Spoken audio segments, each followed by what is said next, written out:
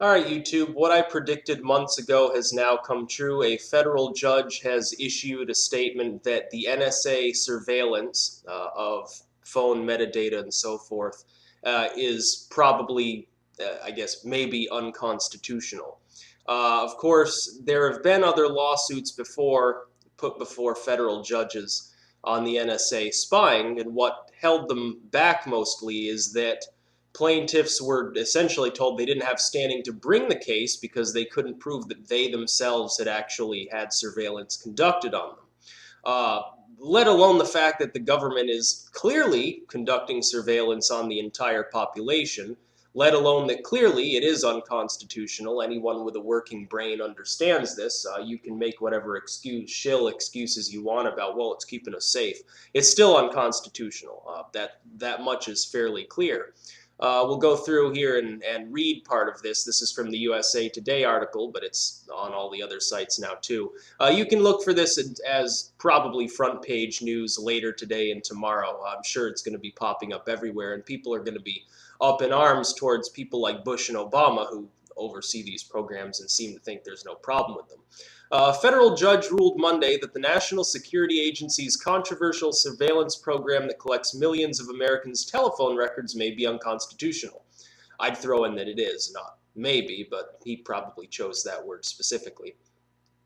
U.S. District Judge Richard Leon ruled in a lawsuit brought by conservative activist Larry Klayman that the legal challenge to the massive surveillance program disclosed in full earlier this year by former NSA contractor Edward Snowden would likely succeed. Essentially, this lawsuit is bringing forth purely a constitutionalist argument. That is, that this program itself, in structure and use, violates the Fourth Amendment, rather than going after the government on the basis that I'm not comfortable with the surveillance and the surveillance itself is wrong. They're going after the whole program on a constitutional basis. This is different from the tactics that others have used. Interestingly, this judge was appointed by Bush. Bush is the one that oversaw the expansion of the NSA to its current form. It does predate Obama. Although Obama has sat by and repeatedly defended this program, when he got elected partially by saying, well, I'll roll back all this surveillance and stuff. I believe it says down here, but I'm not sure, talking about the bulk collection being likely unlawful. Clearly it is, and points out that other people have gone after the FISA courts unsuccessfully because the government keeps throwing them out, which is ridiculous, but that's the way you have to play by the rules when you're dealing with the Supreme Court and so forth. Third case denied last month by the Supreme Court was brought directly there by the Electronic Privacy Information Center, EPIC. While the target in other cases is the government, EPIC went after the top secret FISA courts that authorized the surveillance of Verizon phone records under the Foreign Intelligence Surveillance Act. Of course, that one didn't work, and the Supreme Court ruled 5-4 that it wasn't, that they didn't have standing to do so. I'm not sure if this particular judge is also issuing a ruling on email collection. It looks like they're looking primarily at metadata, but that's the major scope of this program. And it also pointed out, not in this article, but I believe it was the Fox News one, that the same judge said the government has not given one example, one specific example, in which this program or any related program overseen by the NSA has stopped even one impending terrorist attack. I pointed that out months ago as well. I said, first you had Boehner come out when Snowden's leaks first emerged. And he said, well, to my knowledge, it stopped 2 imminent terrorist attacks. Then Pelosi came out and she said, oh, well, to my knowledge, it stopped a half a dozen attacks. And then Jay Carney came out and said, well, it stopped at least 50 attacks. And then a few months later, one of these departments or the NSA head or someone said, oh, it stopped like 200 attacks. I hate to break this to folks that don't understand this. Terrorism didn't get invented after 9/11. What we term terrorism, well, the term terrorism started being used around that time. in the wide dialogue of society.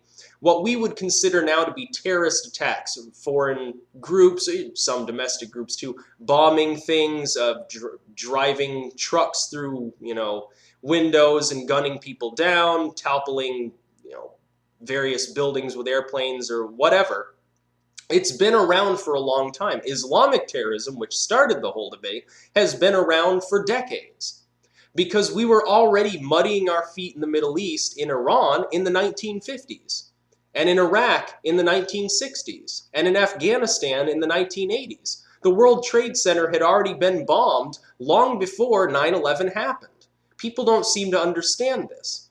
And yet, we never used this type of surveillance, and these attacks were very, very rare. It is insane to think that this program has stopped 200 impending terrorist attacks. Tally up all of the credible possible attacks and all of the actual recognized terrorist attacks from the decades prior. It doesn't add up to 200.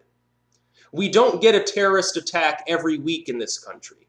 It doesn't make sense. It's complete and utter nonsense to think that the NSA, in the time that it has been collecting this metadata, has stopped that many attacks, especially when you understand these groups, militants, foreign governments that don't like us, whatever, they are not stupid enough to post about jihad or any other warfare tactic on Facebook. They don't use regular cell phones to discuss the issues. They probably don't even use the internet to discuss any form of these issues, no matter how secure they think it is. They don't use some private email or public email. Osama bin Laden didn't order his people around using Yahoo Mail. It doesn't happen. These people may be not quite all there. They may have lost some of their marbles, but they're not that dumb. Look. Boston bombing, again, as I mentioned months ago, is the perfect example. The older brother anyway, was posting openly about his jihadi sentiments on Facebook on a regular basis. He was flagged for surveillance by the Russians. They told the FBI years before it happened that this person was a jihadist, an extremist, and a threat. He was going to mosques where he actually got thrown out of the mosque for being too extreme. And yet they didn't stop him. He wasn't being followed. Apparently there was no surveillance whatsoever conducted on him. Whatever programs the NSA is using to monitor this metadata, and to monitor emails, and to monitor World of Warcraft, of all things, and to monitor everything else that goes on in an electronic form. They're probably going through your mail, too. Let's face it, they probably got agents in every post office by now. Whatever they are doing is not working. It did not stop the Boston bombings, which should have been the easiest terrorist attack, so-called, to stop, because they were openly posting it in public on Facebook. And it still happened. Nobody stopped it. So to say the NSA is effectual, is working properly, is efficient and not a waste of money is ludicrous. It is a waste of money because this blanket surveillance is not being properly used, and it's unconstitutional to begin with. So bravo to this federal judge for understanding what any reasonable person, any sane person would have already known. I'm surprised the Supreme Court should have been scratching their heads this entire time and begged somebody to take a case to them on the simple constitutional basis that it makes no sense, number one. It's a waste of time and money. It's not actually doing anything. Who knows? It hasn't even solved a single terrorist attack that we know of and have the specific details for. Number two, it is unconstitutional. It does violate the Fourth Amendment. Just read the Fourth Amendment. We protect people's mail from search for a reason. If they think that you're a crazed jihadist, like Tsarnaev was, ironically, if you've been flagged by the Russians and the FBI has already interviewed you, and you're posting about jihad on Facebook, nobody cares if they go through your mail, because you probably are a complete lunatic. The vast majority of the population is not made up of lunatics who talk about committing jihad on Facebook. It's not going to happen. And again, Terrorist attacks happened before 9/11. They will have to happen into infinity. You're never going to get rid of all these different groups, mainly because the United States continues to fuck with other nations for no real apparent reason. It's like a big game to some of these groups. Of course, you also have this story about that CIA agent who was over in Iran, who nobody really knew what happened to him for years and years, and now it turns out, oh yeah, they were aware he was over there. He got captured by some militant group, or maybe the government of Iran. We're not exactly sure what's going up there. You'd think we'd have better intelligence about that too. If we can supposedly stop these uncultured, unintelligent, loosely organized terrorist groups and guerrilla fighters, if we're able to do that through NSA blanket surveillance, then you would think that we would be able to bug Iran to the point where we would know where this particular CIA asset is. Or maybe they do know where he is and they just don't give a shit because he knows too much and they figured they just let him rot in Iran or something. It's completely pointless what they're doing at the NSA. The NSA shouldn't even exist. It has no purpose that isn't already filled by local law enforcement. It serves no purpose.